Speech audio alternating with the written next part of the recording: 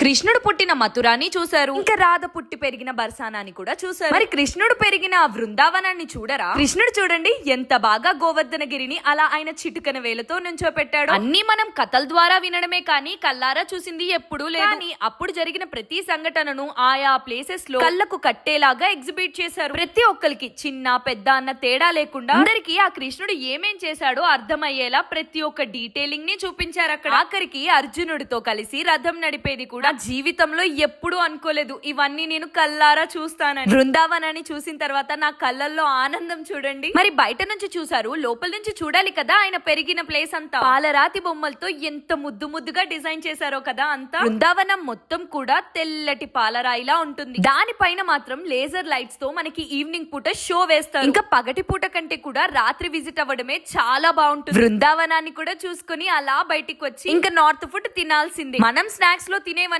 కూడా వాళ్ళు లంచ్ గా డిన్నర్ గా తింటున్నారు. కానీ అక్కడ ఫేమస్ అయింది బ్రిజ్వాసిస్ అంటారు. కానీ నాకు అక్కడ ఆ ఫుడ్ ఏమి హైప్ అనిపించలేదు. ఇప్పుడు అదే అయిపోతుందని ఈసారి డిఫరెంట్ గా ట్రై చేద్దామని బయటికి వెళ్లి తిన్నాం. ఇందులో ఆర్డర్ చేసిన ప్రతి ఫ్రూట్ కూడా భలే అనిపించింది. స్నాక్స్ గా పావ్ బాజీ పెడితే పర్లేదు కానీ లంచ్ లో పెడుతుంటేనే కొంచెం ఏడుపు వస్తుంది. మనం స్టార్టర్స్ లోకి వేరే వేరే ఎలా అయితే తింటాం, వీళ్ళు పావ్ బాజీ గప్చుపులు తిని ఇలా మీల్స్ లోకి వెళ్తారు.